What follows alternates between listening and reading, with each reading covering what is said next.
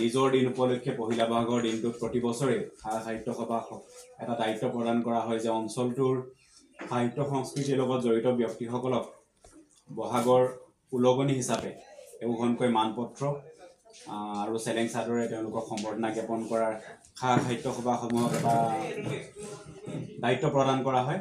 গতিকে এই বছৰ আমি 3জন ব্যক্তিক নিৰ্বাচন কৰি লৈছিলোঁ। গতিকে আমি টেঙাখাট অঞ্চলৰ এগৰাকী বিশিষ্ট সাংস্কৃতিক কৰ্মী প্ৰাক্তন নাট্যকাৰ অৱসৰপ্ৰাপ্ত শিক্ষক শ্ৰীযুত পবিত্ৰ চুতীয়াদেৱৰ ঘৰত আজি আমি উপস্থিত হৈ টেঙাখাট সাহিত্য সভাৰ তৰফৰ পৰা তেখেতক বিহুৰ লগনি জনাইছোঁ আৰু এখনি চেলেং চাদৰে তেখেতক জ্ঞাপন জনাইছোঁ। আৰু লগতে এখনি অসম সাহিত্য সভাৰ কেন্দ্ৰীয় আমাৰ সমিতিৰ তৰফৰ পৰা স্বাক্ষৰিত এখন উলগনি পত্ৰ তেখেতক প্ৰদান কৰিছোঁ। আমাৰ দুৰ্গা বৰগোহাঁইদেৱে প্ৰদান কৰিছে।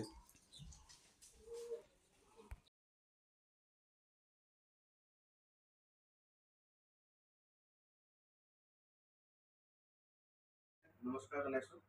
অসম সাহিত্য সভাৰ তৰফৰ পৰা টেঙাখাট সাহিত্যৰ তৰফৰ পৰা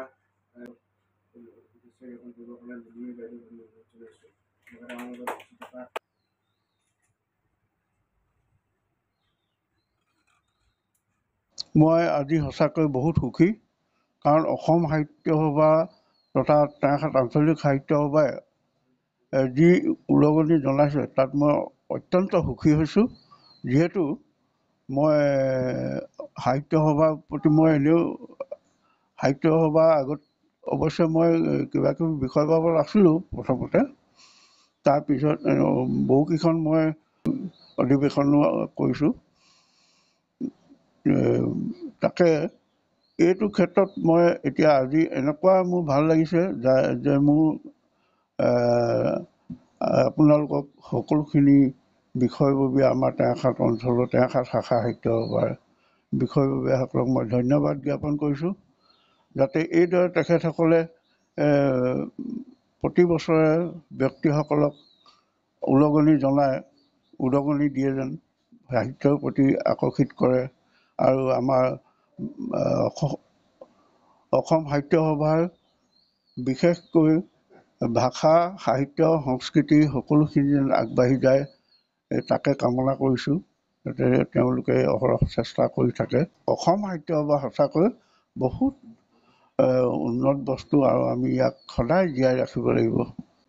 চিৰচেনী মোৰ ভাষা জননী, আপোনালোক সকলোৱে জ্ঞাত যে অসমীয়া জাতি ধৰ্ম ভাষা সংস্কৃতি পৰম্পৰা ঐক্য সংহতি আৰু ভাতৃত্ববোধৰ ধ্বজা বহনকাৰী অসম সাহিত্য সভা।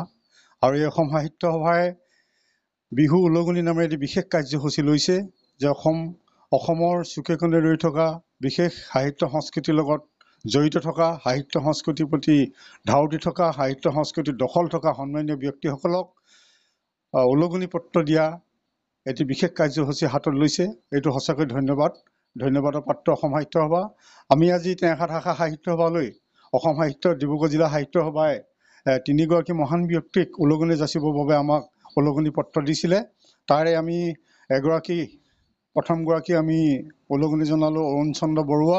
তেখেত বিশিষ্ট কবি আৰু বিশিষ্ট সমাজসেৱক অৱসৰপ্ৰাপ্ত কৰ্মচাৰী। গতিকে সমাজৰ লগত ওতপ্ৰোতভাৱে জড়িত থকা এই ব্যক্তিগৰাকীক আমি সম্বৰ্ধনা জনালোঁ। দ্বিতীয়তে আমি সম্বৰ্ধনা জনাইছোঁ পবিত্ৰ চুতীয়া ডাঙৰীয়া, সাহিত্য সংস্কৃতিৰ লগত জড়িত থকা অৱসৰপ্ৰাপ্ত শিক্ষক, নাট্য আৰু সাংস্কৃতিৰ লগত বিশেষভাৱে জড়িত হৈ তেখেতে টেঙাখাটৰ বাবে বিশেষ সাহিত্য সংস্কৃতিলৈ অৱদান আগবঢ়াইছে। সেইগৰাকী মহান ব্যক্তি আমি টেঙাখাট শাখা সাহিত্য সভাই উলগনি জনাইছোঁ। তাৰপিছত আমি আহিছোঁ আমাৰ হিতেশ্বৰ গগৈ ডাঙৰীয়া, টেঙাখাটৰ এগৰাকী বৰেণ্য ব্যক্তি। তেখেত অৱসৰপ্ৰাপ্ত কৰ্মচাৰী আৰু তেখেতে আমাৰ শাখা সাহিত্য সভা টেঙাখাটৰ বিভিন্ন ৰাজহুৱা কৰ্মস্থানত সহায় সহযোগিতাৰ গঠনমূলক দিহা পৰামৰ্শ আগবঢ়াই আমাক কৃতাৰ্থ কৰা সেইগৰাকী মহান ব্যক্তিক আজি আমি টেঙাখাট শাখা সাহিত্য সভাই বিহু উলগনি জনাবলৈ পাই আমি আনন্দিত হৈছোঁ। আৰু অসমীয়া জাতিক আগুৱাই নিবৰ বাবে তেখেতসকলে সঁচাকৈ চিন্তা চৰ্চা অব্যাহত ৰাখিছে। গতিকে অসম সাহিত্য সভাক আমি এই আপাহতে ধন্যবাদ জ্ঞাপন কৰিছোঁ। আৰু এই উলগনি যাতে বছৰি বছৰি আমি জনাব পাৰোঁ, বছৰি বছৰি যাতে অসম সাহিত্য সভাই জনাই থাকে, তাৰ বাবে আমি তেখেতসকলক বিশেষভাৱে অনুৰোধ জনাই মোৰ চমু বক্তব্য ইমানে সামৰণি মাৰিছোঁ। ধন্যবাদ।